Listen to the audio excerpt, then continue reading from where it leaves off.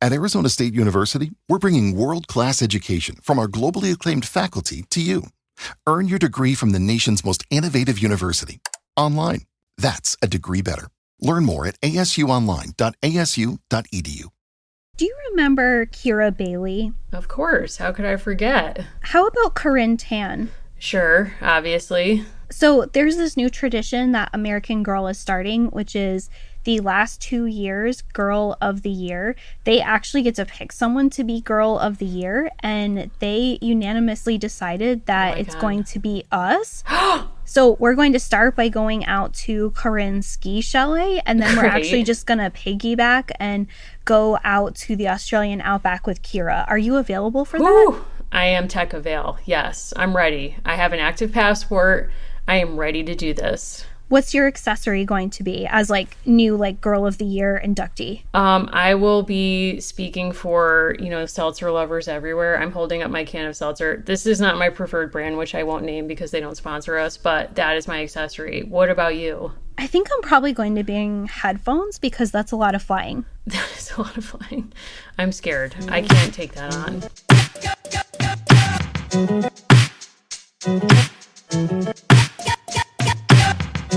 Welcome, everyone, to Dolls of Our Lives. This is the podcast where we're reliving the American Girl series book by book. I'm Mary. I'm still Allison, who is actually not a Girl of the Year. I just wanted to clear that up in case there was any confusion. No, not yet. I would love to be a Girl of the Year. I mean, I'm sure there are girls out there right now who are anxiously awaiting looking up to a 36 years young woman who, collects toys. I'm holding up I have some of the Muppet Legos now, but on my desk. I'm sure that's what everyone's shooting for these days. So why not us? To quote Mindy Kaling, why not us? If Mindy Kaling can keep dream casting, and I'm putting dream in italics and with a subtle question mark, young women and then young men who look like BJ Novak in the same story over and over. No. I think we're allowed to speculate that we could be Girl/Woman of the Year someday. Oh my God. I would love that. You just made me think about that Katharine Hepburn movie, Woman of the Year, too. I mean, why not us? Who's involved? What influencers do we have to reach? We already don't receive free American Girl stuff, so I feel like we're pretty low on their influencer radar. I don't know, maybe we're just not doing the right kind of spawn. No, I think there's kind of an Uncle Hendrik moment coming to kind of, rip from the pages of the headlines in the Kit Kittredge books. And Whoa. It's just not our moment. But maybe if we wrote a strongly worded letter, we would get our way. I mean, I would love that. I would love if we could. Somebody please suggest some text for an op-ed or a letter to the editor, a letter to American Girl that we could write to become Girls of the Year. And I'm putting girls in quotes for us at this point. But I would think we would fall under their radar purview, maybe. There is, of course, much to discuss for us, as always, with Girl of the Year getting ready to drop. We also have a lot to talk about with changes for Kit. But speaking of the need to write a persuasive letter, what has been going on with Hallmark? Allison, there has been a lot going on, and I'm still processing this. So my parents love Hallmark movies during this time of year, and frankly, all times of year. And I feel like it's a development of our generation that now Hallmark movies are just so pervasive. And, I did meet Candace Cameron Bure some months ago at 90s Con, as you may recall. And now I regret that there is a photo of us, even though I did not really speak to her. She did speak to Anna. I don't think she knew she was gay, so maybe she wouldn't have, hindsight being 2020, but if she'd known. But, Candace has moved to GAC, or Great American Family. They've since rebranded because Hallmark, for those who don't know, once ran a Zola ad featuring 2 women getting married, and someone there was absolutely not on my watch. I'm taking this to somewhere else. And that person now runs a network called Great American Family, who is recruiting former stars away from Hallmark to make movies that will, for 100%, absolutely never feature anyone so dangerous as a queer person. So Candace took it upon herself to note that GAC, she's now one of their content strategists, which is terrifying, but she took it upon herself to say, we will only feature traditional, putting that in scare quotes, families. So people were like, this is homophobic. Jojo Siwa's in the mix, of course.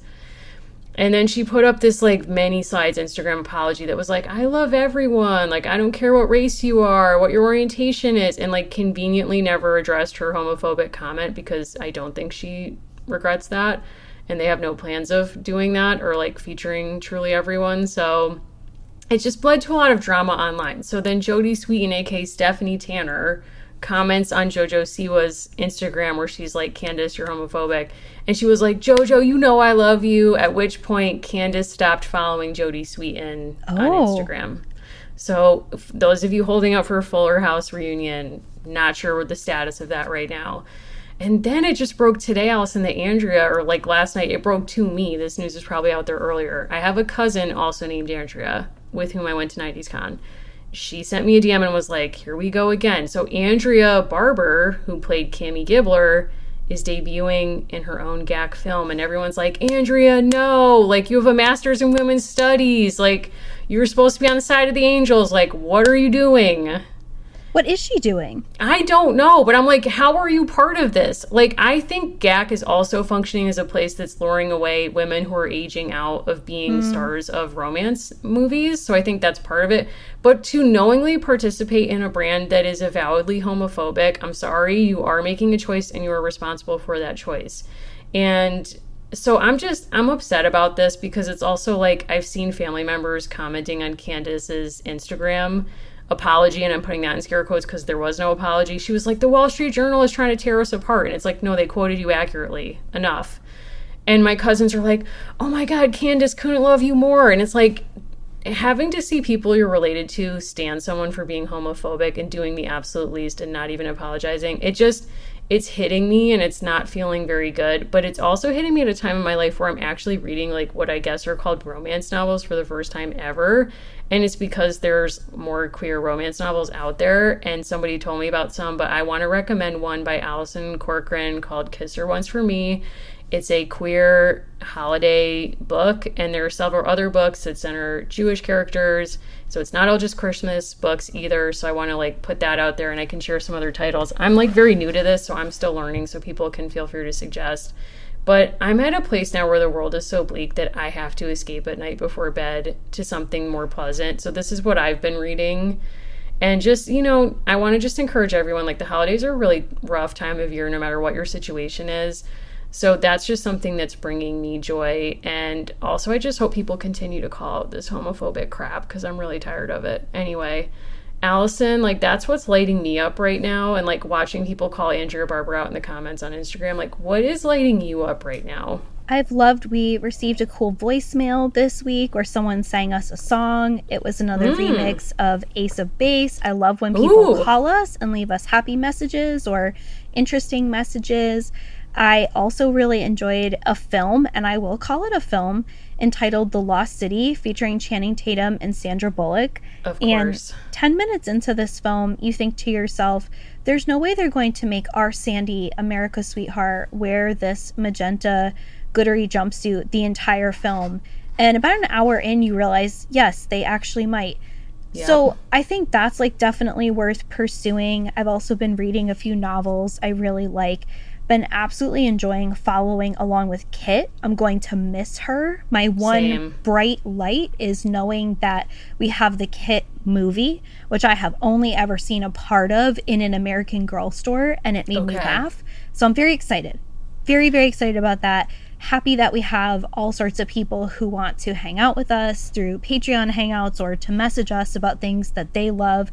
There's been some amazing American Girl TikTok activity lately, so all of those are good things. All of those are in a category separate from people who make their own homophobic movie networks. So, you know, Thank you. Life is not red and green or black and white, but those things are separate. So I think those things are pretty clear, at least in a world of things that are. And, you know, I loved that movie with Sandy. I love that you're on friendly terms with her. And it does make me think, like, we're missing those rom-coms. Like, we really grew up in that age where it was, like, there were so many, like, even B or C-list rom-coms. Like, remember Win a Date with Tad Hamilton? Like, nobody thought that was amazing, but everybody watched it. Or, like, One Fine Day with George Clooney. Same picture. Great soundtrack. But I mean, it's like, where have all those gone? Like Sandra Bullock, like, what's up? I don't know. I think that there is a perception maybe of there's like made for television or like made for streaming services, holiday or romantic films, and then there's like films that are made for the theater, and those tend to be more sort of like action-packed figures. I am partially excited about the Kit movie because I think it really transcended its moment, and it was kind of like some of these others where people didn't just think of it as an American Girl movie, but really a movie, like a film. I'm sounding like Harry Styles now, but I'm really looking forward to that. I also read in some reviews of Changes for Kit that much like this book, the film really kind of takes us on like a nice tight arc. And I'm looking forward to seeing that because this Kit content goes over 2 years. Like Valerie Tripp did it again where we're with one of her characters for actually a pretty long time. So I'm looking forward to seeing how they actually pull that off.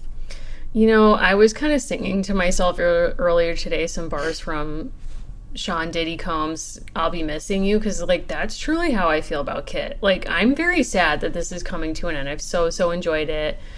Also, like, how did we as a culture let that song happen? But that's neither here nor there. But it's just sort of like, I'm really sad to be missing Val and to be missing Kit. Like, this has been such a delight of a series. Like, I don't want it to end. There are great things coming, but before we do that, should we do our coverage, our Changes for Kit, Book 6?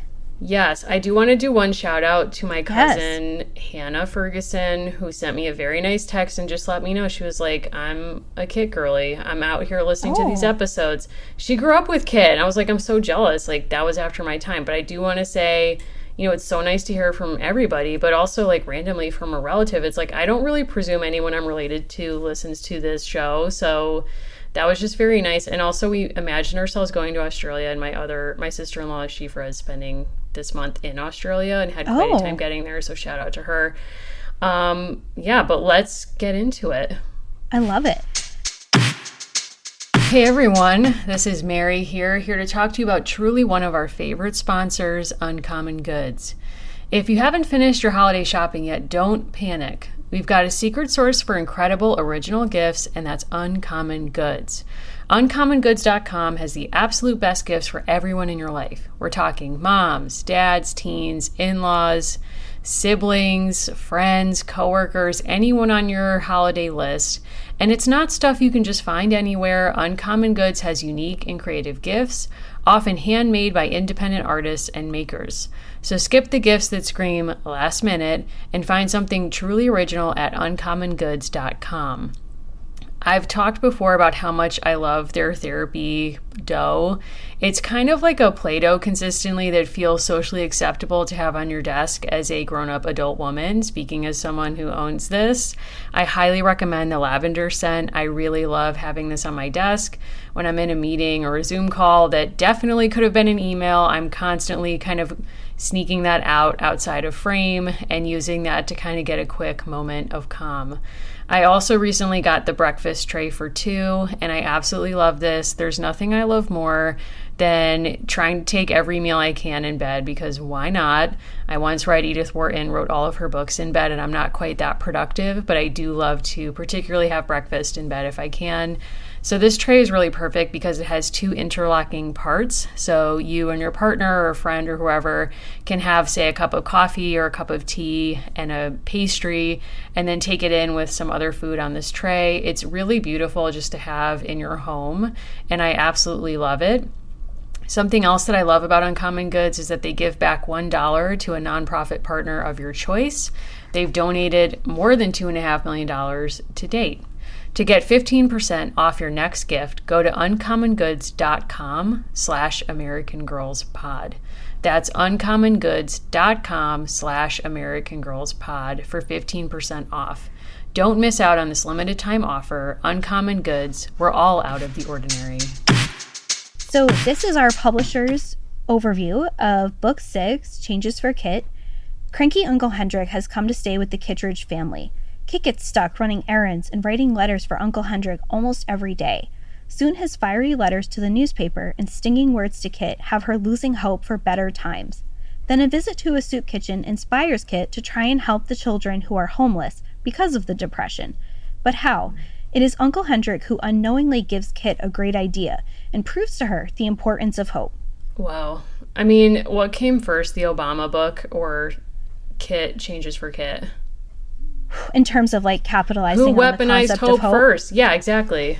Definitely Kit. I want to say I was not expecting us to gain an Uncle Hendrik in the house and to lose an Aunt Millie.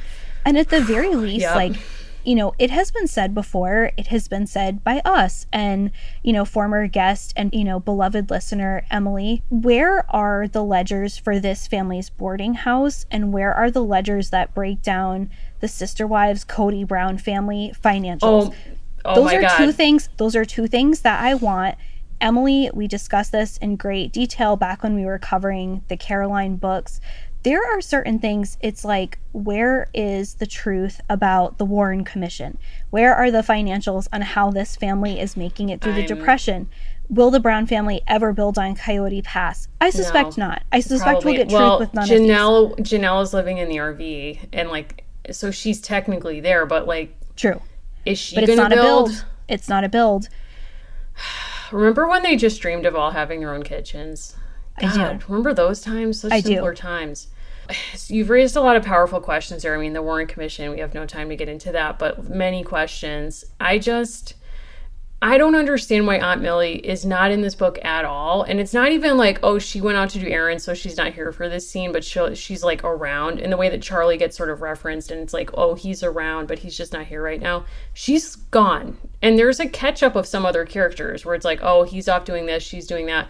There is no reference to where this woman is. No, and I'm interested as always, you know, and again, we wouldn't have been so granular if we had read these as younger people, but because we have the perspective of we take several months to actually go through these books and kind of look back on them or read them for the first time, thinking about what kind of timeline Kit has, right? And some of these other characters versus, you know, when we were reading Caroline, just as an example, how tight that was for the War of 1812.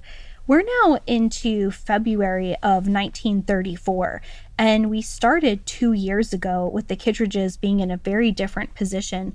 I understand as an adult reader that she wanted us to get through like enough of the FDR being elected, him being inaugurated, and enough of his early administration to really be able to chart change. I think what I kind of walked away from this book with was feeling like Kit is one of the most interesting character transformations we've ever had, because I think the way that it's handled is one of the most sophisticated out of any that we've read. I think that's true. I really, really loved this series a lot, and I love this end book. I do think it's interesting that it goes for 2 years, and I wonder if in part that's so that Val can kind of operate in this final book on the assumption that everyone, and by that I mean Uncle Hendrik, would have had ample evidence of how FDR differed from what came before in terms of the government's intervention in people's lives, because that's what we learn he wants to sound off about. And like, there is this popular dissent to FDR and the much more interventionist vision he has for the federal government as we know it today. So I think that extended timeline gives her enough leeway to be like, well, Uncle Hendrik would have seen a lot at this point to then sound off about, but also for Kit to kind of understand or kind of to see her transformation across this time as well. We should say, too, that a big part of this book, and it's talked about in the overview, but a way that this book really kind of plots along, it's fairly short. You know, like we got into some American Girl books that were long, like past 70 pages. We're back in the 50 to 60 page mark, which I think is a sweet spot for an American Girl book.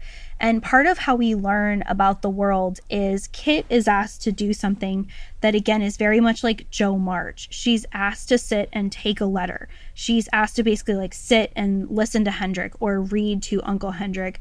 And instead, she turns it into a kind of dialogue. Like, he has things that he wants to rant about and that he wants put into a letter to the editor.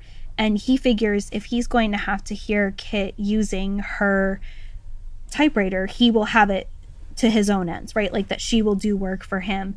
And we use Uncle Hendrik in the book as a kind of way to understand like big political changes. I thought that was so smart because it's been really well established by book 6 that the parents are just out straight with running the boarding house. And it paints a kind of like beautiful picture that Uncle Hendrik has nothing to do except read the news and complain. And so he's kind of like a perfect character for that time and our own time, because he's a great vehicle to explain policy, even if we're really led to disagree with how he interprets it. Yeah, I think the dichotomy between their two worlds and those two characters is really powerful to kind of telling this story about kind of like who is concerned about like the role the government is playing in people's lives, and like what is the nature of their investment in that question. And I think the scene at the beginning of the book is really beautiful when everyone surprises Kit with a new winter coat made from her dad's former coat. And they then, again, all the kids are like, okay, I'm going down to the jungle to hand out like some extra clothes and a bag of potatoes. And they end up back at the soup kitchen. And that's when Kit sees like how many children are in the shelter and is really like heartened by that, especially the fact that their clothes and shoes are threadbare. And so that's kind of like a really nice intro moment arc, because it's like, this is how the personal gets political. Like Kit just had a gift in her own life and sees that absence in other kids' lives and feels very gratitude for her own situation. And then it prepares her for thinking like, here's this huge need that's not being served. And I do think that that does set her up for kind of, I think another kind of question the book is exploring, whether or not Val is explicit on this, is like, how do you help someone and not like engage in savior behavior? Like, how do you help yourself in a way that you decenter yourself from the narrative? And I think that's also kind of a theme of the book. One of the characters who helps us through that is Ruthie, because if we recall, during the previous winter, so 32 into 33 versus 1933 into 1934, the family was still really reeling from just losing a lot of their assets the previous summer. And Ruthie was still able to believe that the family might be able to afford an expensive day out and a new Christmas outfit for Kit. And there's this kind of shock when it comes to light that that's not true, and that her father in particular knows their financial situation in some ways better than anyone, because he's a banker who might take their house. Cut to the beginning of this book, where past Christmas, that happens off screen. We don't know how that went down. And there's this beautiful moment where Ruthie and others are gathering around Kit, who's getting a repurposed hand-me-down, but she's thrilled about it because it suits her needs. It's something that she's looking for. And it's portrayed as being very different from the moment when Ruthie gives her a discarded dress that she doesn't want anymore. That's kind of just barely been refitted for Kit. And what's fascinating to me is there's no hesitation. There's no doubt. This is portrayed as a great thing. Millie is missing from this book, but her spirit is here. Like, the ideas that Millie wanted Kit to learn have sunken in. And I think it would have been hilarious to see Millie and Hendrik playing off of each other, but maybe a little bit too corny, right? Maybe a little bit too much like foils. Kit has learned so much in the past 2 years. She's also learned from Charlie and kind of how he's come back off of his CCC experience. And I love that she kind of has to listen to Uncle Hendrik, but feels empowered enough to question him. And I think some of that does come from Millie. I think that's definitely true. I think it's like she's gone through this apprenticeship and now here she is like fully formed. She has all these new skill sets. And, you know, I think she's very good at feeling empathy for other people. Like when she's going through the soup kitchen, it's like we're watching all three of them, Sterling, Ruthie, and Kit, empathize for everyone that they encounter there in a way that Hendrik is completely incapable of doing. And it's really interesting, like we should say, he gets like falls at home and he breaks his, I don't know, ankle and wrist or something. So that's what lands him in their house. And he just presumes, by the way, that the family is going to care for him. So it's interesting that he has a political position of like the government isn't responsible for taking care of anyone. Like he's all about private aid or like personal responsibility. And yet he rejects that for himself, or he just feels like his privilege should land him, of course, that these poor relations who he has not helped should help him. And they do that without question, which is like an interesting also portrayal of that. There's no moment of frustration when mom and dad get the news.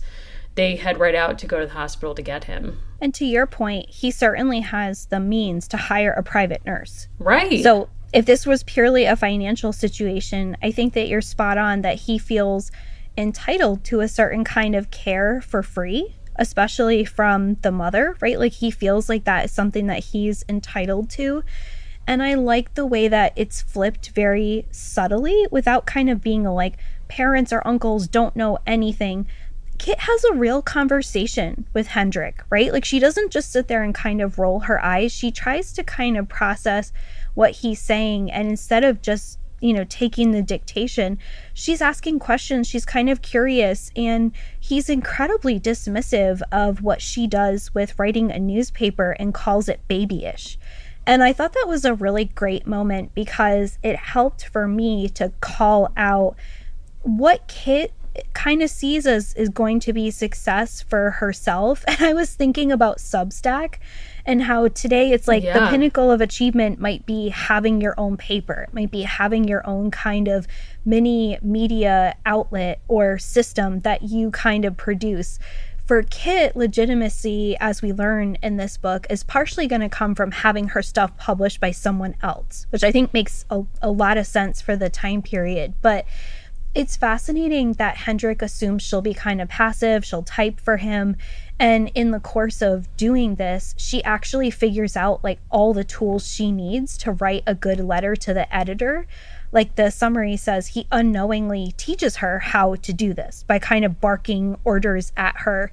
And I've loved that all the times that he's presumed one thing is happening, like when she was forced to do errands for him, Kit is always subverting it. She's getting what she needs out of the situation, which is almost always her own kind of advancement. And he stays kind of clueless as to all of that. Yeah, I think there's a lot going on with that that's really interesting. So first of all, like when you were saying that he makes fun of her for when she reveals, like he bangs his cane on the ceiling to summon her downstairs when he hears her typewriter going, to then like dictate one of his letters to the editor. And when she says like, oh, I was working on my newspaper, he's like, that's stupid. Like you're just doing something for no reason. And it's interesting that he totally can understand that you would do something for the joy of doing it.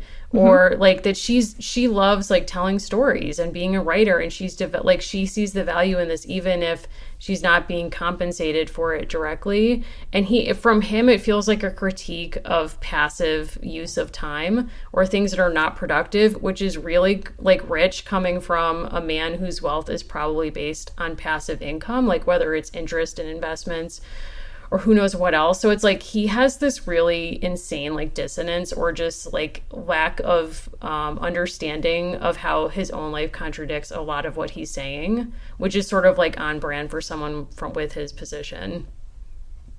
He also doesn't come across as a caricature, which is something I really appreciate. Like there's actually been a moment in a previous book and in this book where it's sort of like, okay, there's an update. And so for the purpose of Kit's newspaper and her kind of family newsletter, there is a discussion as to whether she should include a photograph of him in the newsletter. And she's immediately dismissive of this idea because she only wants to photograph things that she cares about. And that immediately to me felt like Chekhov's camera. I thought, okay, we're going to come back to this for sure because we're learning something about her, which is that she thinks film is really precious, not just because it's expensive, but she only wants to document things she cares deeply about. So that idea gets thrown out. It's decided that Sterling will just draw him for the newsletter. To your point, she cares deeply that people within the house, the boarding house, understand what's happening with everyone else. We get this sense that Uncle Hendrik has totally isolated himself from other people. He doesn't have any community connections. And frankly, instead of going to the dinner table every night and like railing at these people, he only really has the courage to have a 10-year-old or 11-year-old girl write out letters for him. Like he actually doesn't even have the courage to really argue with people in person. Like you're saying, there's so much passivity there. He makes her actually create these documents. He makes her take them down to the newspaper so that his voice can be heard. And the one kind of benefit is that that's how Kit learns you have to sign a letter for it to be included. And that's like about as far as he's willing to go to really own these ideas as his. Yeah, and I feel like there's a lot of modern day comparisons that you could sort of read into this of people who only feel empowered online in a comment section to say truly awful things or like really extreme opinions.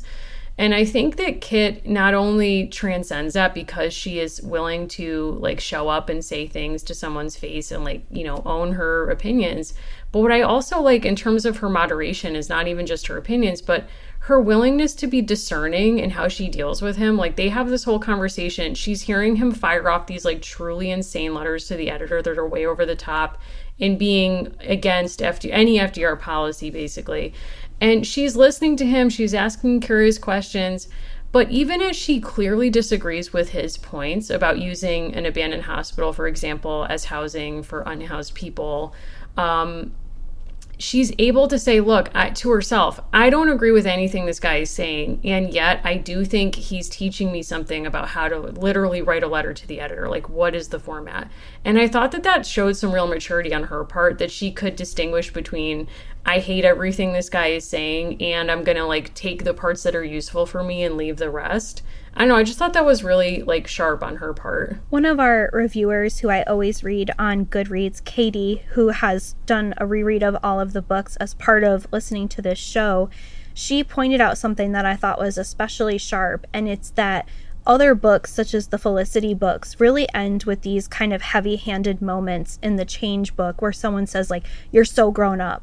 Right? This happens with Molly as well, with the reunification with her father, which partially happens kind of off page, but there's clear moments where adults are validating and making an explicit statement, right? Like, you have grown up, you have changed.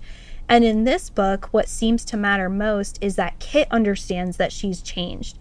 And I tracked that kind of all throughout this book, that things that would have been a major plot point in a previous Kit book, we now kind of come to understand as par for the course, because she has understood so clearly that life is just different, right? That life is not the same as it can be.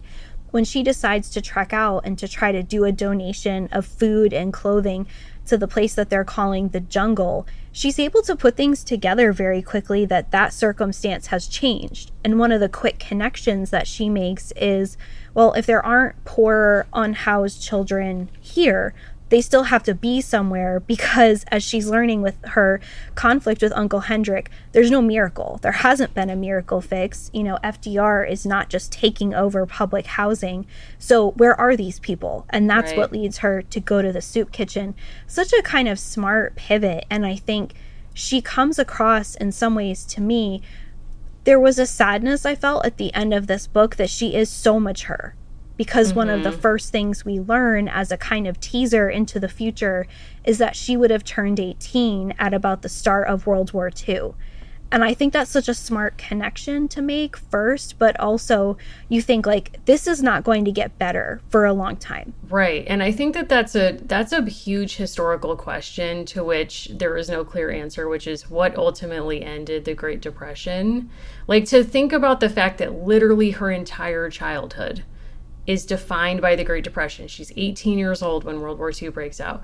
Now, some people would say the thing that ultimately ended it is World War II and this uptick in war production and all these things. That's also been disputed. I am not an economic historian, full disclosure, as you know.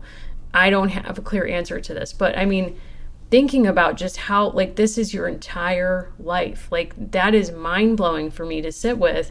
And to, like, really, as you say, it is a sadness. It is almost an end of her childhood in a certain way emotionally, for her to have to truly accept and grieve. This is not going to end anytime soon. Hey everyone, this is Mary, here to talk to you about HelloFresh. With HelloFresh, you get farm fresh, pre-portioned ingredients and seasonal recipes delivered right to your doorstep. Skip trips to the grocery store and count on HelloFresh to make home cooking easy, fun, and affordable. That's why it's America's #1 meal kit. I love to think about things that I can look forward to when we're in this season, when it's frankly not a lot of sunlight outside when I get out of work. And being able to come home knowing that I get to kind of try out one of these recipes with my wife is something that genuinely just sparks joy, to quote Marie Kondo. I also love to think about, what menus I would make for friends, or imagining making them for the American Girls, or even stars of some of my favorite Christmas movies. So what am I going to make for Rosemary Clooney in White Christmas, for the icon Queen Legend Miss Piggy in Muppets Christmas Carol, to me, the iconic adaptation, and any holiday movie that you like, you might want to play that game yourself. It's also really good to think about the fact that HelloFresh is 25% less expensive than takeout, which I know is something that's very tempting in this season of having to both, work, do life things, and also get ready for the holidays. So there's a lot of demands on all of our time. In particular, I really want to flex and recommend the black bean burrito. That's my favorite recipe I've tried so far. It's so good. We've also made burgers with mushrooms that were excellent.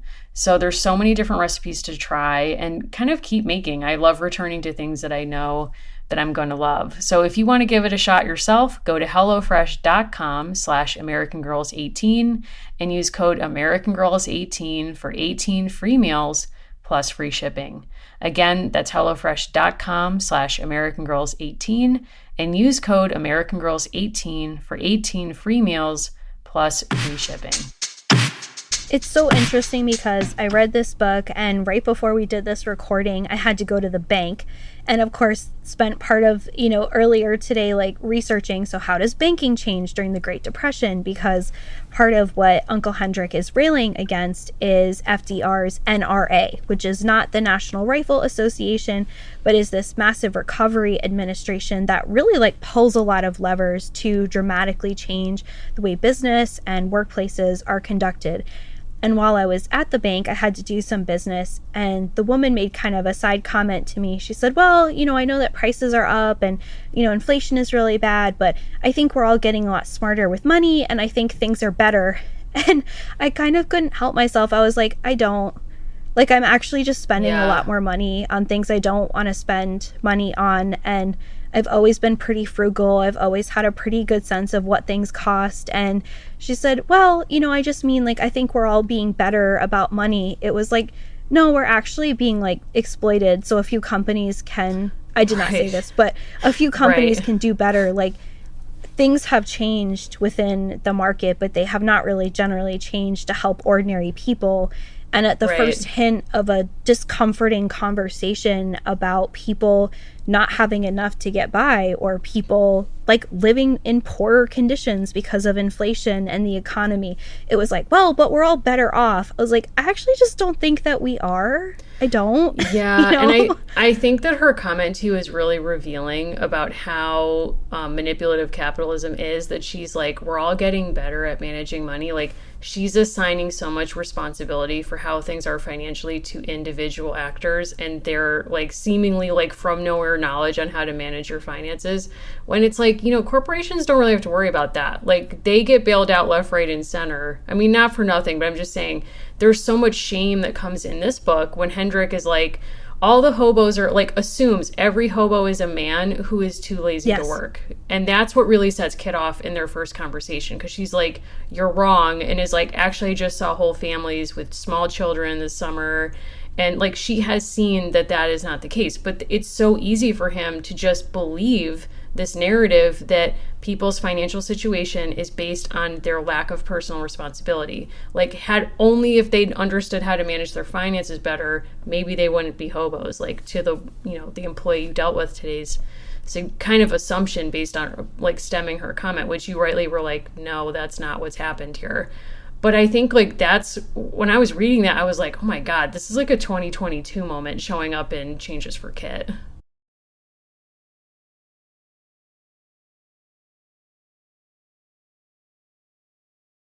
This book really does such a wonderful job of showing how aware Kit has had to become of the world around her. And I think to your point, it's well, how much would Uncle Hendrik would have really known about these changing policies? How much was clear to people on the ground? It would be fascinating to know where his money comes from. He's kind of reminding me of that man who was Gran Mary's boyfriend in the Samantha books. I feel they're all getting checks from the same fund. Oh, well, wasn't that guy a captain or something? Was he in the Navy? Former captain, retired. Former captain, current ... Fair. Uncle is not a real title. Side piece. What? Yeah. What are Who can we say? I don't know. That term may not come up after? in an American Girl book. Unclear. I also want to give like props to Val. Like Val knows how to paint a seasonal scene better than anyone. And you think like based on how other authors have conducted themselves, they're like maybe you'll get one winter. When you think back, like I think Valerie was so hot on the way she painted a snow scene in the Felicity book. She's like, you're going to get 2 winters. And she's like, subtlety be darned. This winter is going to be one of the coldest on record because I learned that about a Cincinnati like fact book. So that is going to be pushed into this narrative. It's going to heighten the stakes, and it's going to make it so that Kit, upon receiving a jacket, isn't content just to have that, but wants to make sure that people have things she doesn't need anymore. These books at so many points have reminded me of why these are so much better than Charles Dickens. If you're like a Dickens head, I'm sorry, but so many of those books are overwrought because they're from a different time period. That doesn't mean that they are fundamentally bad. It's just not a style that I like. These books carry a subtlety with them that like Dickens could never. Oof. I mean, I do think that the Kit arc does scream A Christmas Carol in some ways, like in terms of the kind of transformation she has. Like she goes from in book 1 being kind of like, oh my God, like things seem to be changing. Then it's like, oh God, things have changed. I hate this. Why is this happening? Then Aunt Millie kind of enters the fray as like, instead of getting 3 ghosts in the night, you get an Aunt Millie. Great. And now in this book, she's like, whoa, I feel so grateful having been at the soup kitchen and seeing all the kids who don't have the limited privilege that she has. And you're like, whoa, she's really come like full circle here. I agree with you. I mean, it's like the only Dickens adaptation I will acknowledge is Muppet Christmas Carol, which to me is perfect. Like, I won't hear any aspersions on the Muppets. But it's also interesting that like all of his novels were mainly published in serial form. So he was constantly having to like hype up his own drama in like a few pages and then keep moving on. So reading it all collected together is like too much. It's like overkill. Like Ryan Murphy would be like, whoa, this is over the top. So, I mean, I'm with you. And it is amazing to see how the transformation happens in this book. I do think it's one of the most like clearly defined. Agreeing with Katie. She is also just, I think, one of the best characters to follow. I think people can see a lot of different things in her. I think it's also telling. I was like reminiscing about the evolution of the parody accounts that have all been inspired by Kit, and the fact that like part of what really launched that was this idea of Kit sitting and reading Karl Marx, which I think would happen. I like to imagine a lot of different futures for Kit, one of which is like being highly radicalized. I like that Valerie Tripp like did her research about the WPA, different kinds of programs that were coming out at this time, and also just invented a path for Kit where she gets to be creative and uses the power of her camera, right? Like Kit would not have known who Dorothea Lange was. Dorothea Lange took a lot of portraits, including Migrant Mother, that are very famous of this period. Kit like doesn't need that inspo. She just does it. She just intuitively understands that photographs will make an impact. And I think part of what's so valuable about having to kind of sit through her conversations and like debates in some ways with Hendrik is her realization and breakthrough that he literally doesn't understand. He actually doesn't have a frame of reference because his world is so limited. He's never seen the hobo camp that she's seen. And that sense for her that pictures might make a difference. We ended the previous book with her saying like somebody should do something, and maybe that somebody is me. I love that this book does not pick up like the next day and Kit's like, yep, and I realized it's me taking pictures. Felicity Merriman like senses that a revolution is underway, and she's like, I will participate in the plot and put the lives of enslaved people at danger. Kit has this like amazing greater sense of context and propriety and like not putting people's lives at risk. Like there's some major development here. Yes, there is major development here. I do want to kind of talk about like the method that she chose, because you talked about photography and like the idea of a letter to the editor, and like I'm really interested in like the history of like media and news and whatever, like from my history of the book days. So I kind of want to just get into that for a sec. Like there are 2 books I want to shout out that are really interesting. One is called by Tammy Gordon, a public historian. It's called The Mass Production of Memory, Travel, and Personal Archiving in the Age of Kodak. And it's a really, really good book that kind of, she's looking at how cheaply available cameras in the 20th century changed how people like fashion themselves on film. So it's a lot of like, you can kind of imagine Kit in this, like she gets a camera. Originally in this book, she's dreaming of using it to take pictures of people who matter to her, as you said before, and a picture of herself up against a wall at the airport to mimic her hero, Amelia Earhart, never forget her hero.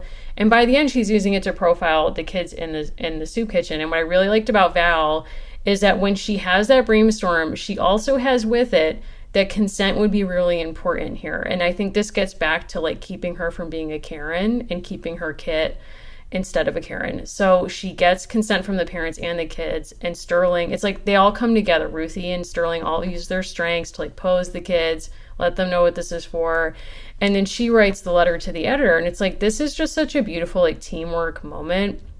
But I think it feels like it's not exploitive because she's so clear on like what the action is. Like she wants the outcome to be that they get this stuff that they desperately need. And I thought that was really beautiful. And the other book I'll mention on this is called by Alison Landberg, The Transformation of American Remembrance in the Age of Mass Culture.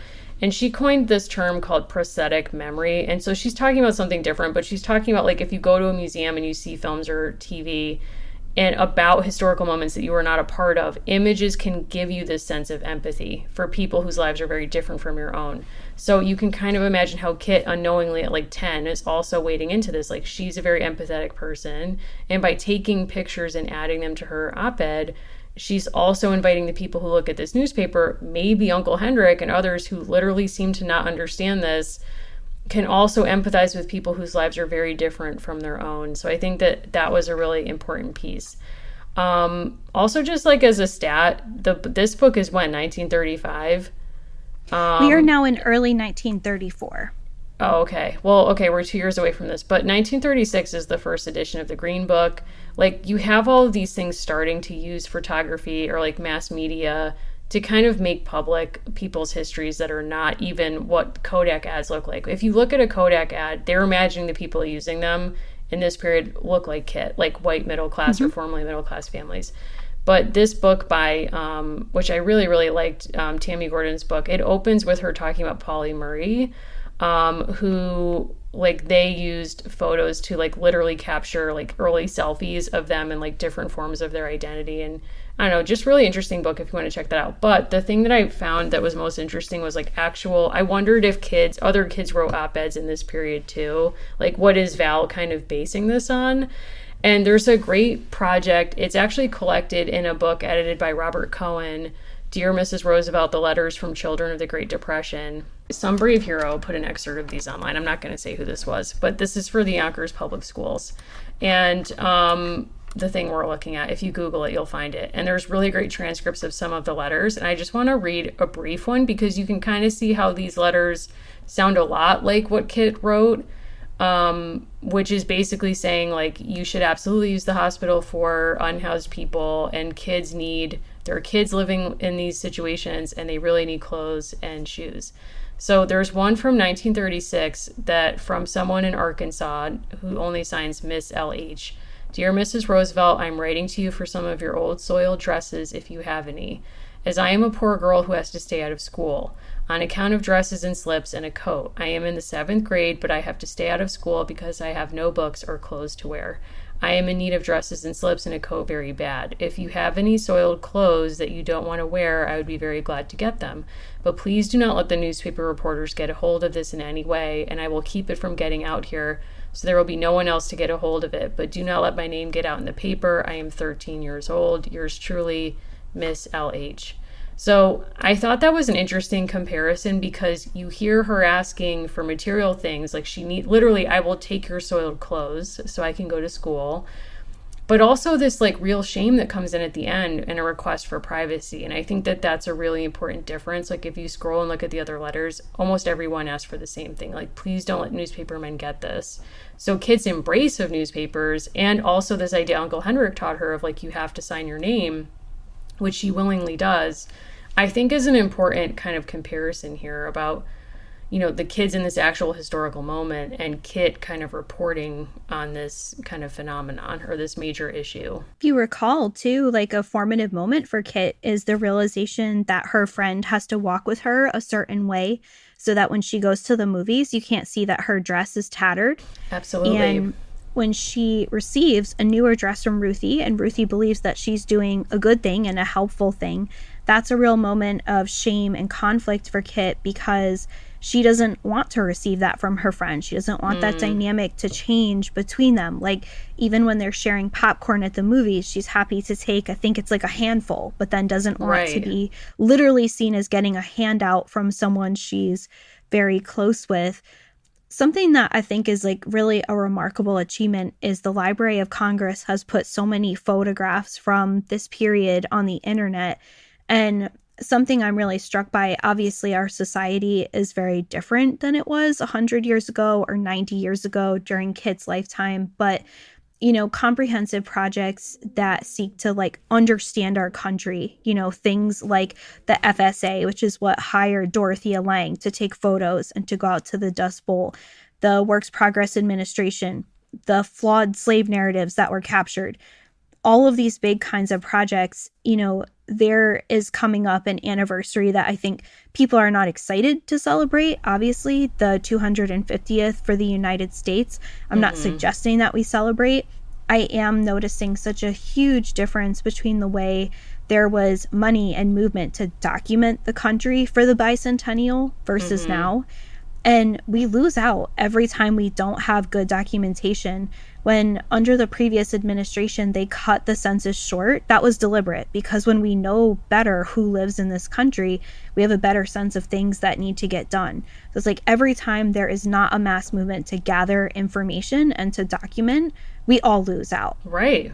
Yeah, absolutely. And I think to your point, as part of that big project, there was this impulse that the history mattered, documenting people living now for historians, allowing people to make things that reflected the culture as it was, even if it wasn't purely laudatory of the government. That was all worth funding. That's what the New Deal in Part Fund, or the WPA.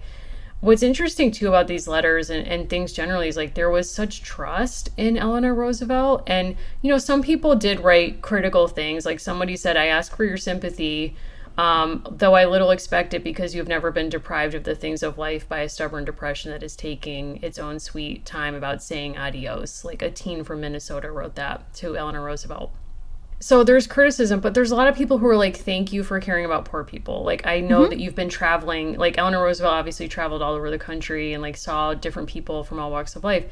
There was such trust that at least the people at the top were intending, or at least wanted to know what was going on with the people, across the country. And I think if you had letters from kids now, I really wonder what they would say. Is that faith in government there? Or the kind of presumption of goodwill? I don't know. Well, the intimacy of listening to the Roosevelts and, starting with FDR and the fireside chats on the radio, I don't know that for children who are growing up now, right? The immediacy of that intimacy, if the first time you had a radio in your home and that was a special thing and you got to hear directly from the president, today we're so oversaturated and we're so overexposed. It was interesting to me, and I could be mistaken. I think that this peek into the past is the first time that Roosevelt's inability to walk is really clocked as something significant, and the fact that that was kept as a secret. And I'm thinking of the way that I think there's obviously a lot going on with that, right? A lot of internalized shame about disability, but the way that reporters agreed to hide certain things at the request of the administration. I was watching a series of TikToks yesterday of Kamala Harris talking about Venn diagrams. I think there is just such a fundamental. I haven't seen those. I don't know what it is. Okay, so she loves Venn diagrams, and this was partially spurred by her singing Wheels on the Bus, kind of in a context where it wasn't needed and probably not appropriate. And it got me down this rabbit hole of she loves to talk about how she loves Venn diagrams. And sometimes what she's describing is not really a Venn diagram, so it's sort of strange.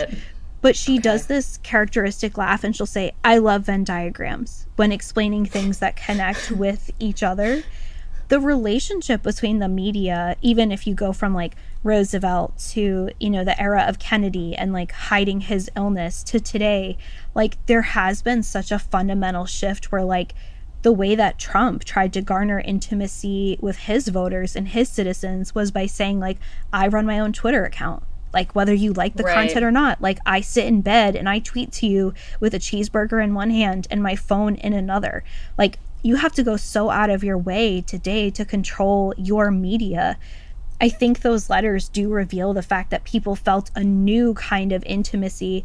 I don't know what else these people could share with us to compete with that. Like, we know way too much already. Yeah, I mean, I think it's interesting because, like, Trump was like, I'm communicating with you directly, and yet at the same time was, like, fighting vociferously to, like, protect his tax returns coming out. So it's like, I'm willing to be vulnerable, but only in an extremely controlled way. And I think, like, he was requesting people to communicate with him in that way, and I think that, as you're saying, that's what people want, like a feeling of someone in power saying, I want you to talk to me. And that's what Eleanor Roosevelt would say in interviews. She would say, I want you to write to me. I want to hear from you. And she got 100,000 pieces of mail in her first year as first lady.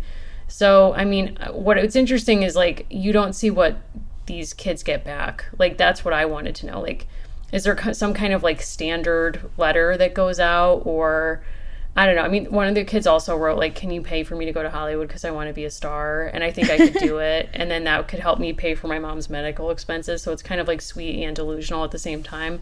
But yeah, it is at that time interesting. They had ways, right? Like, I think today people might invite a president or a powerful person to say their weddings as a joke, right? With the hope that, like, maybe they'll get a present, or they invite, you know, Bill Gates or whatever. But thinking about, like, you know, going to the National Archives and reading through the Bureau of Home Economics, they would keep a percent of the mail that they received. And I believe the 1930s was an all-time high, partially because of, like, limits of technology and partially because of, like, pure need. And people with at least the archive that they kept, they don't have the kind of modesty or false modesty in some cases that you're seeing in those letters. It was like, this is what I need, help me now, right back to me. Right. A very different kind of relationship, obviously, because one is writing to a specific kind of expert, one is writing to the first lady. But I think the entire culture of postal correspondence and getting answers and, like, getting direct support that you need, so different. And I would be curious how much is kept in the archives at the Hyde Park site, you know, the Roosevelt Library. Like, how much do they actually have of replies? I don't know, but Bureau of Home Economics kept copies of replies. Interesting. So I got to read both sides. Ooh, that's cool. Yeah, I always want to read both sides. Like, if there's collected letters by somebody, I'm always like, okay, but do we have responses? Because that's what I need. Yeah, and if people are curious about that, we did a Patreon episode some months ago now about the children who've written to Dear Highlights, and that's like a 50-year-old archive of children's questions and, like, what they were looking to get out of a response to someone. I feel like today when people write to someone powerful on the internet, it's an exercise in performance, not an actual note to that person. Yeah, there was, like, a whole internet trend a couple months ago of, like, people being like, I'm inviting Taylor Swift to my wedding, like, knowing she was not going to attend your wedding, but I think, like, hoping for, like, performing that to be like, look what a huge stan I am. And, you know, like, go off if that's your thing. But, like, I kind of, like, to your point, it's like, is mail performative now? Like, are the messages that we send performative and lacking any real substance? Is the measure of people's faith or lack thereof in government or willing to contact anyone involved in it? Like, has anyone listening to the show ever written to their congressman, their senator, town council member? Yeah. You have, you have recently, or just, like, in general? I have, and very recently. So I have talked with a neighbor about an issue that we think needs to be addressed, and it resulted to letters to people at multiple levels of state and local government. I also receive letters from people at work. So I am currently delinquent on a letter I need to return to a child. People write to park rangers all the time as school projects, and that's something I do at my job. I write them back and I put a package together and I send them mail. And I've actually seen TikToks of, like, here are letters kids got back from park rangers. And I'll just say this, like, some places have very different budgets than my park and what they send them. Oh, so really? Every child gets a personalized letter from me. I actually sit and I write it, and I think about, they mostly ask me about wildlife, and I think that my letter is probably like the most boring one of any child in the classroom, because I'm like, we have a lot of raccoons. So I try to make it as That's interesting wildlife. as possible, but I do send them letters, and I think it's cool to see a handwritten letter from a kid who went to all that effort, like, to ask. So that's like a weekly thing. That's very sweet.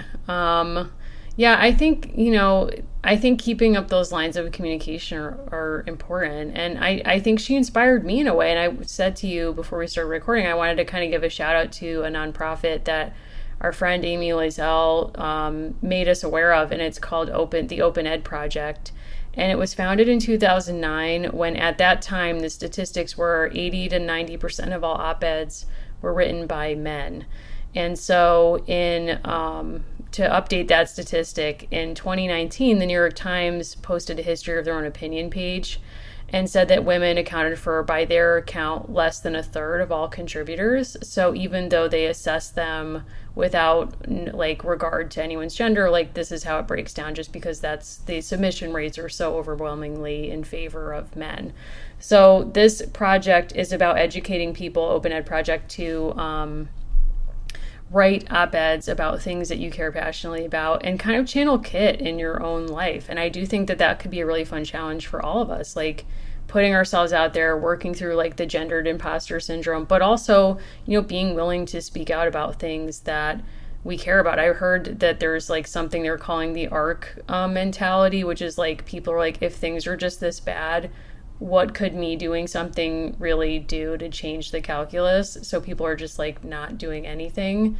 I'm not sure that's the answer, although I do understand feeling that way sometimes, but this could be like a small thing you do in your life to kind of, I don't know, just influence your community. I think Kit is such a great model of like mutual aid and like actually being involved in the place that you live. So that's at theopenedproject.org if you're interested. Kit also begs the question of like, why some adults are not doing more maybe than they are, but something I love about this book is we kind of understand better, I think, than in other American Girl books that feature a wide range of adults, like why people are behaving a certain way, and we understand how overwhelmed her parents are, and that Aunt Millie is like doing the absolute best that she can.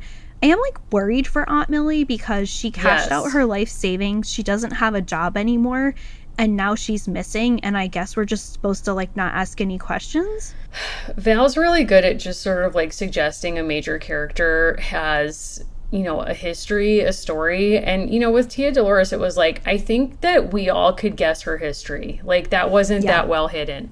But with Aunt Millie, it's like her future is what's hidden from us. Where is she going? What happens to her? I mean, when we tell you she's not in this book, she is not in this book. She's not in this book, and I think that will disappoint. My sister-in-law listens to this show and has loved the Kit coverage and was like very much feeling Aunt Millie as a character and has requested an Aunt Millie doll for Christmas.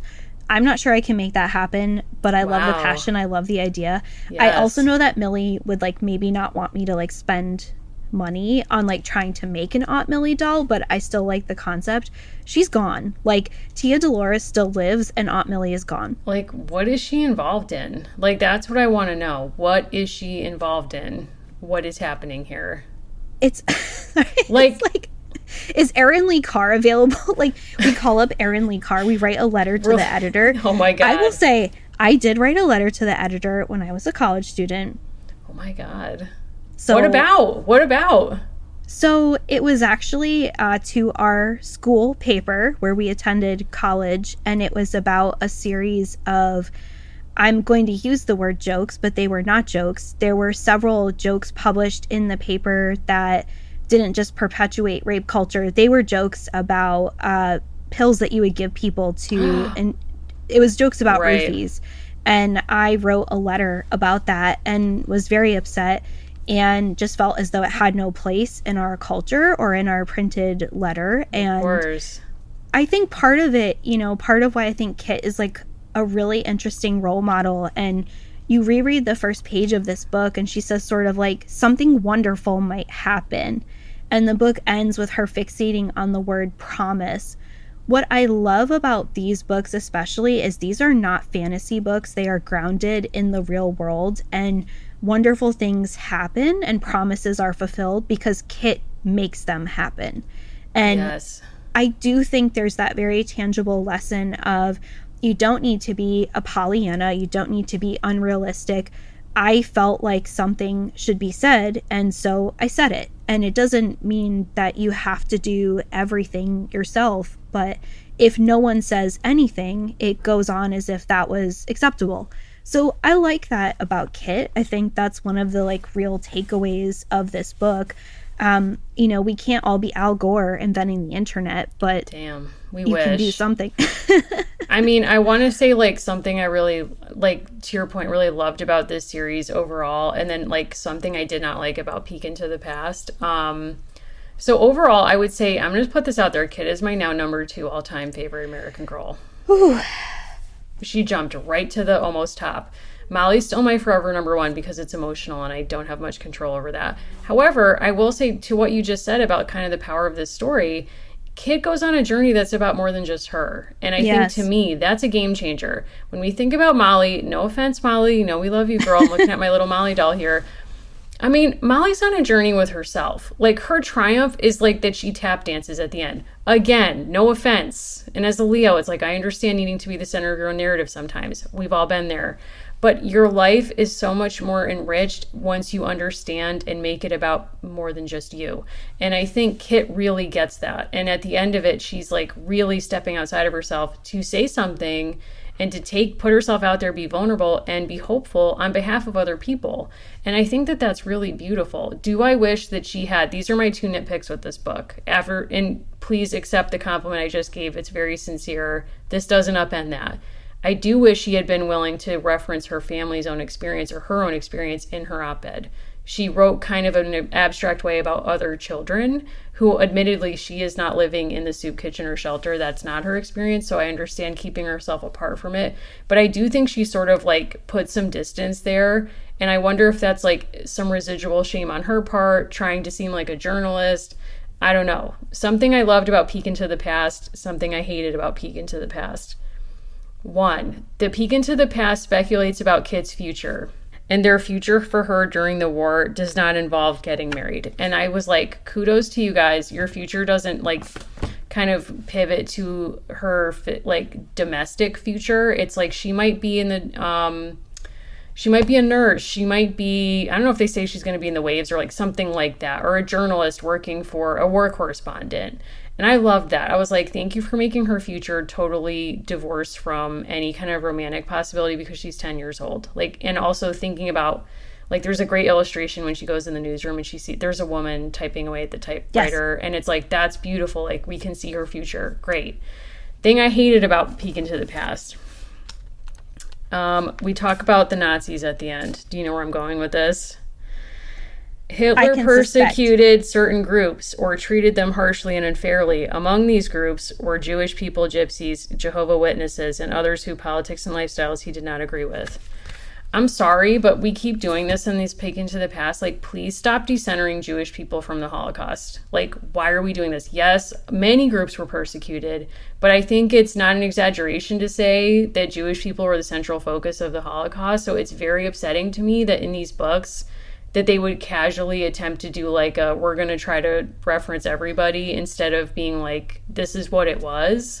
It's written in such a way so lifestyles he did not agree with. Like, there are certain kinds of things where it's like, oh, I don't know that I would put wallpaper there. That is not what we're talking about. Right. Thank you. Yes. And you can see in the photo opposite, and I think this is where like these are intended to be nationalist books, like not just patriotic, but nationalist. Japanese pilots took this photo of their attack on the U.S. Army base next to Pearl Harbor. After the attack, America declared war. Like, it's a photo of an attack on a place, and you can see like billowing clouds. And then what actually stuck out to me was by the time of the Great Depression and World War II ended, Americans were ready for peace, prosperity, and stability. It's like, right, that's why they immediately waged war with Korea and then did partition efforts all throughout Southeast Asia. I do think that they really just wanted to get World War II in here, and I think that that was actually like not necessarily where we needed to end with this. I've been really impressed overall with the World books, and I read the entirety of the Kit's World book and liked what it did a lot better than the Peek into the Past. I think sometimes there's like word limits here. They're trying to get certain vocabulary in, right? Like the word persecute specifically. They're trying to get allies in here. There's such a huge difference sometimes in the American Girl world. We got such a profound sense of the inner life of a character like Rebecca Rubin, and then it does feel like a bit of a backslide to read something like this Peek into the Past, where I do think the word genocide would have been appropriate there, and I think that it could have been defined and it could have been put in a much more blunt way so that people understand the seriousness. I actually think if you kind of go way back to when we talked to Leah Sauter about what Americans would have known, it would have been such a great moment to say, like, as someone working in a journalist space who cares about newspapers, what would Kit have known as a young aspiring adult? Maybe she would have been a war correspondent, but maybe she would have already been reading about anti-Semitism in the papers. Yes. That was something different they could have done there. I also think they were trying to like avoid the debate as to whether the Depression ended because of the war, where they're like, it probably did. And here's some ladies with NRA tattoos on their back. Oh my God. Some people didn't like it, but it was basically good. Suntan tattoos. I was like, what? Okay, well, that's before like skin cancer knowledge was as pervasive as it is today. But we also have like a social security card. This is the grab basket. The Changes book almost always does this, where it's like, would you possibly believe all these things that happened at one time? Yes. The book is filled with nuance. The Peek into the Past like throws a bunch of sprinkles out. I encourage people, as always, like, check out Living New Deal. That's a really good resource. It's where I learned some stuff about Glacier for our previous episode, but Living New Deal is just a wonderful reminder of, like, what happens when civic engagement and, like, real funding into infrastructure come together. I just want to believe that Kit did a lot of amazing things, and if you've written cool Kit fan fiction, I don't know, send it to us. Oh my God, I would love to read some Kit fan fiction. And I would love to hear from people too, like in your fan fiction or wherever, like, where do you think Kit's life goes? Like, I think she's one of the most exciting characters to think about her future. And I think that's what like kind of like upset me about Peek into the Past, amongst other, I mean, by definition, as you're saying, it's like a we didn't start the fire enterprise where they're like this, and then this happened, and then World War II, and you're like, what? But I mean, I would just love to know, like, where is she going? Like, do you have a vision of her future? Do you have your own fanfic you could share with us? Like a vision? You know, part of me has this, like, beautiful vision of Kit where she gets to do something like join the Wax or the Waves. And then this other part of me, to be quite serious for a second, like, she's so close in age to my grandmother, and thinking about the fact that, like, Kit really would have been lucky if things continued to go as they had been for her family to finish high school. And Kit really would have been lucky to not be forced into factory work. And I don't say that to just kind of immediately be a downer, but thinking of the financial reality of that family probably not getting better for a long time. Like, Charlie may have maxed out the CCC opportunities, and I do appreciate that his college education got cut short. I would want to believe that Kit would probably have to take the most lucrative job she could get, which might have been a war job. And it might have been in a factory, and it may not have been writing. Like, that would be really cool, but probability-wise, she may have been stuck doing that. And it may have been Ruthie who got to do something cooler because her dad is rich and connected. I mean, it's true. Like, it's a downer thought, but it's a real thought that that's probably what happened here. I mean, I think we keep hoping for something that would take her away or like give her a better future. Like when we were talking about Uncle Hendrik before and him modeling how to write a letter to the editor, I was thinking in a way like he was like, if Kit is Joan Didion, he's her Hemingway. Like Joan Didion obsessively read Hemingway stories and like mapped them to figure out how a story worked or how a sentence worked. And I kind of thought like Uncle Henrik was doing that for Kit. And Joan Didion, of course, like won a scholarship or like won a contest to then move across the country and work at Vogue. And that kind of like started her writing career. And it's like, I would love something like that for Kit. But, you know, as you're saying, is that really in the cards? Or to play like in the Women's Baseball League during World War II. She's the right age. I don't know. But I mean, maybe she just does that after work, after working at the factory for fun, not playing in the official league, but pick up baseball. Who can say? I don't know. Let's say factory work, baseball, and picking up ladies. I think that's like a good compromise of like reality and our aspirations for Kit. Always. Yes. That's always aspirational. Yeah, but wow, I'm just sad that this series ended. Like, kudos to Valerie Tripp. Like, speaking about somebody learning a lesson, I feel like we've witnessed her grow in terms of her awareness as a writer about like certain things that she missed in, say, the Felicity books. And I think that she's showing greater awareness here. And, you know, my hat's off to her. And we are not done. We are going to do our full coverage of the Kit Kittredge movie. We also, like, I would give this book a gold medal and a gold star. Wow. I am also going to give a gold medal to our upcoming Patreon episode, which will be about Allison Goes for the Gold, a Magic Attic book. And we have a kind of surprise coming in January with a different podcast that we collaborated with. And they sent us some old Magic Attic catalog scans, which were really kind of earth-shattering. Like, I felt a seismic shift within myself. I don't want to say any more because I want people to join us for that episode. That is one of like a few cool things that we have going on with Patreon. So really looking forward to that a lot. Yeah, please join us there. We have a great Discord community and we do all kinds of hangouts, and just like, it's a great place to kind of sit and talk all day, even if you're at work, like low key, about pop culture, all kinds of stuff, American Girl and otherwise. And we had a great PowerPoint party on Taylor Swift a couple of weeks ago. Hoping to do more of those. Like, it's a really fun place to be on the internet, one of the few kind places. And so we'll hopefully be announcing our schedule for next year's Patreon episodes, you know, in the next month or so. But it's a really exciting place to be. I'm very grateful for it. And this is not even a plug. I also saw kind of a silly, like a funny TikTok that was like, you know, things are like going strange for a straight woman when she's like on Discord for a man. Discord is not for men. Like, our Discord, wow, I think is such a well, it can be for men, like somewhere else. Yes. But our Discord is like really genuinely welcoming to everyone. And, you know, looking at like, I've seen a few people comment like, I don't know where to start. It's actually a lot more intuitive than you would think. And you can please feel free to message us directly if you're feeling like you're not sure what to do. The first time you look at all of those channels kind of lit up on our Discord, you might think, I don't know where to begin.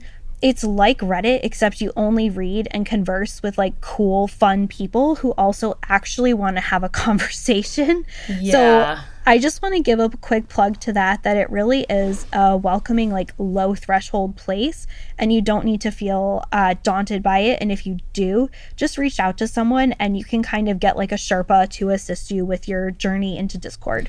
And I would say there's a general thread and an introduction thread. And what I really love seeing, and this is how beautiful this community is, if you show up on the introduction thread and just say like, hi, I'm Mary, I love Murder, She Wrote, whatever, like I'm a Molly, people who are not us are going to be so excited to welcome you to that space and then direct you to channels that they think you might like. Like if you're like, I'm from DC, there's a very active meetup group in DC, like shout out to them. And, you know, like they'll invite you to their hangouts and all kinds of stuff. So, I mean, it's a really cool space. And what makes it so cool is like people take it upon themselves to be great kind of stewards of the community. So just shout out to everyone who's ever welcomed someone. Like, that's very cool to see. And if people want to reach out to us directly, you can do that on Twitter at Dolls Lives Pod. We are also on Instagram, Dolls of Our Lives Podcast. Mary, if people want to find you, where should they do that? I would prefer you find me on Instagram at Mimi Mahoney. So feel free to DM me. I just caught up the other day, but I always write back to everybody. And yeah, love having conversations about like literally anything. Allison, what about you? I'm at Allison Horrocks on Twitter and Instagram. You can feel free to find me there. Maybe I have an old Pinterest or something. I don't know, Wow. but those are the best places to find me as of right now. And you can also direct message us on Discord. So we would love to see you there. Excellent. So thanks everyone so much for all of your support. We're so grateful for this community, and we will see you on our next episode.